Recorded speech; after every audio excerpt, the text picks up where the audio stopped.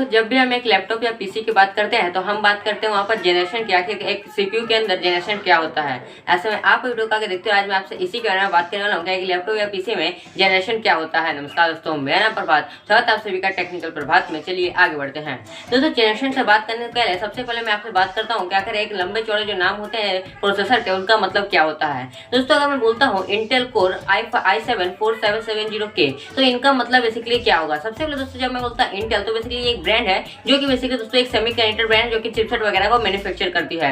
उसके बाद जो मैं दोस्तों आपसे बात करता हूँ कोर के बारे में, तो कोर जैसे एक ट्रेडमार्क है जो कि जो इंटेल के अंदर में काम करती है।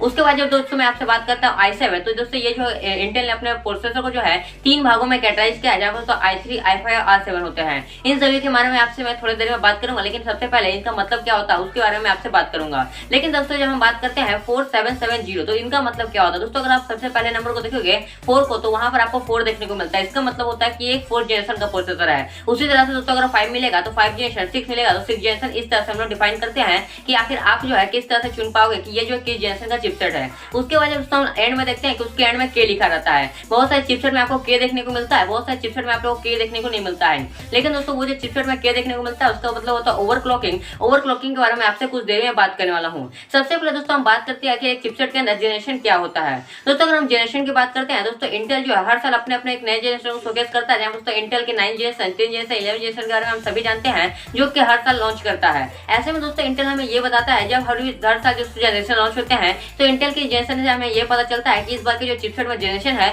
वो कितना पावरफुल होगा और कितना छोटा होने वाला है। बिकॉज एक जो सीपीयू होता है या फिर एक जो प्रोसेसर होता है उसमें दोस्तों अरबों खरबों ट्रांसमीटर्स लगे होते हैं, और हर साल दोस्तों जब चिपसेट के लॉन्च होते हैं जनरेशन, तो वो जो चिपसेट के साइज होते हैं दोस्तों, वो जो ट्रांसमीटर के साइज होते हैं वो छोटे होते चले जाते हैं। पहले दोस्तों जो है इंटेल के जितने भी चिपसेट होते थे उनके अंदर दोस्तों हमें 28 नैनोमीटर या फिर 32 नैनोमीटर के चिपसेट में जो ट्रांसमीटर्स होते हैं वो देखने को मिलते थे। लेकिन अभी लेटेस्ट जो दोस्तों वो हमें जो है 14 नैनोमीटर के ट्रांजिशन के साथ में चिपसेट आते हैं, जिनके साथ में दोस्तों हमें जो है परफॉर्मेंस वो काफी ज्यादा अच्छे मिलते हैं। इसके साथ में आपका एक्सपीरियंस होता है वो आपको काफी से देखने को मिलता है। तो हर साल दोस्तों जनरेशन नए नए आते रहते हैं, जिसके कारण जो परफॉर्मेंस होता है वो कहीं ना कहीं इंक्रीज आती है, जो बैटरी एफिशिएंसी होती है वो इंक्रीज आती है, और बैटरी कंज्यूमिंग पावर जो होती है वो कहीं ना कहीं बढ़ जाती है। तो ये सब चीजें होती है दोस्तों जनरेशन जो कि हर साल जो इंटेल लॉन्च करता है। अब दोस्तों हम बात करते हैं जनरेशन जो है दोस्तों 3 भाग में डिवाइड किया गया है, दोस्तों इंटेल i3, इंटेल i5 और इंटेल i7। सबसे पहले दोस्तों हम बात करते हैं कि आखिर इंटेल i3 होता क्या है।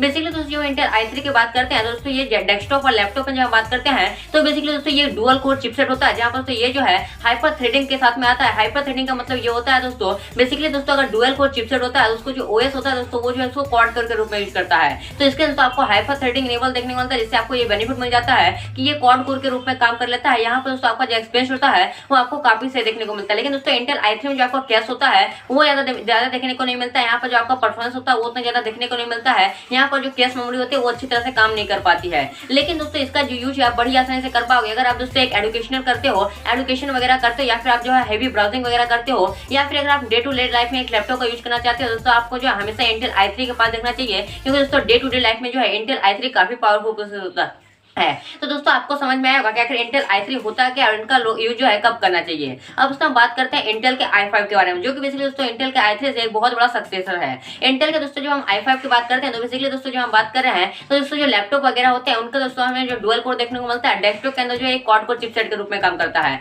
इसके अंदर दोस्तों जो है हमें हाइपर थ्रेडिंग एनेबल देखने को मिलता है। लेकिन दोस्तों लैपटॉप के अंदर आपको जो हाइपर थ्रेडिंग एनेबल देखने को मिलेगा, डेस्कटॉप के अंदर आपको हाइपर थ्रेडिंग एनेबल देखने को नहीं मिलता है, क्योंकि ऑलरेडी दोस्तों डेस्कटॉप जो है क्वाड कोर चिपसेट के रूप में आ जाता है। यहाँ पर भी दोस्तों आपको जो परफॉर्मेंस मिलती है आपको काफी सही देखने को मिलती है। बैटरी जो कंज्यूमिंग होती है वो आपको काफी सही देखने को मिलती है, बैटरी जो एफिशिएंसी होती है वो आपको काफी ज्यादा देखने को मिलती है, जिसके कारण दोस्तों आप अगर डे टू डे लाइफ में यूज करेंगे तो आपका एक्सपीरियंस इसके साथ में काफी अच्छा रहेगा। अब बात करते हैं कि i5 किनको यूज करना चाहिए। सबसे पहले दोस्तों अगर आप एक डेडिकेटेड ग्राफिक्स को यूज करते हो तो आप दोस्तों इंटेल i5 का पास देख पाओगे। अगर दोस्तों आप हल्के फुल्के हेवी ग्राफिक्स वगैरह का यूज कर लेते हो, या फिर आप हल्के फुल्के गेम्स वगैरह खेलते हो, थोड़ा एडिटिंग वगैरह करते हो, जितने लेजियर काम होते हैं उन सब चीजों को करते हैं, तो आपको डेफिनेटली जो है दोस्तों इंटेल के i5 के पास देखना चाहिए। बिकॉज दोस्तों इंटेल जो i5 होता है वो एक मीडियम ब्रांड वैल्यू के पास देखोगे तो एक काफी पावरफुल प्रोसेसर होता है। और इंटेल i5 जो दोस्तों अभी तक का सबसे लेटेस्ट जो नहीं है, लेकिन दोस्तों यहाँ पर जो है काफी ज्यादा पॉपुलर है। बिकॉज दोस्तों अभी जितने भी लैपटॉप आते हैं वो बेसिकली इंटेल i5 के साथ में आते हैं। लेकिन दोस्तों बात करते हैं इंटेल i7 के बारे में, जो कि दोस्तों इंटेल का अब तक का सबसे पावरफुल प्रोसेसर है।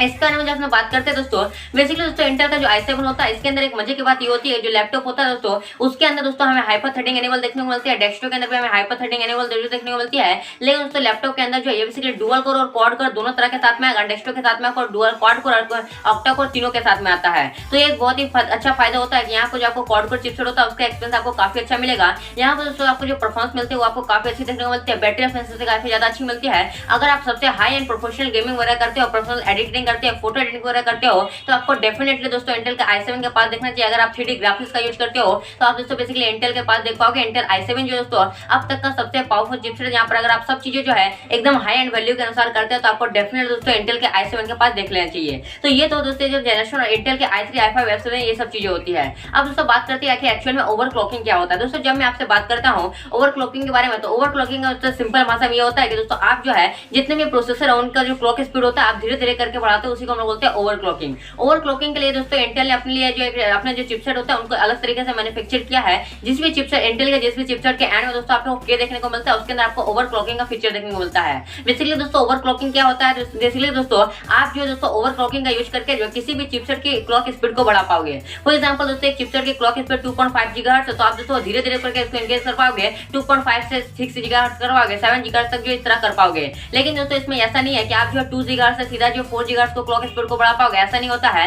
0.1 0.2 0.3 करके जो आप गीगाहर्ट्ज जो क्लॉक स्पीड के गीगाहर्ट्ज होती है उनको बढ़ा पाओगे। तो ये सब चीजें होती है दोस्तों ओवरक्लॉकिंग। तो ये सब चीजें होती है दोस्तों बेसिकली इंटेल के चिपसेट के साथ में, जहां पर दोस्तों मैंने आपसे जनरेशन के बारे में बात किया है, इंटेल i3 i5 i7 के बारे में बात किया है, ओवरक्लॉकिंग की बात कर लिया है। मुझे उम्मीद है कि ये सभी चीजें आपको पसंद आएगी। एवं दोस्तों जितने भी इंटेल के प्रोसेसर होते हैं, इंटेल और AMD राइजन के बीच का हमारा कंपेयर वीडियो बहुत ही जल्द आने वाला है, काम बहुत ही तेजी से चल रहा है। आपके लिए वीडियो काफी सारी आएगी, लेकिन ये दोस्तों एक सिंपल वीडियो था, एक नॉर्मल वीडियो था, बैक टू बेसिक है, जहां पर हमने आपसे बात किया है इंटेल के जनरेशन चिपसेट के जो जनरेशन होते हैं उनके बारे में। मुझे उम्मीद है वीडियो आपको जरूर पसंद आया होगा। सो बस फिलहाल वीडियो में इतना ही, देखने के लिए आपको धन्यवाद। उम्मीद है वीडियो आपको जरूर पसंद आया होगा। अगर आपका कोई भी क्वेश्चन हो तो आप कमेंट करना मत भूलिएगा। आपने वीडियो को लाइक करते हैं, लाइक भी कर दीजिए, शेयर भी कर दीजिए और चैनल को सब्सक्राइब करना मत भूलिएगा। मैं आपको जान से वीडियो लेकर आता हूं, मिलते हैं अगले वीडियो में। तब तक के लिए keep sharing and keep support.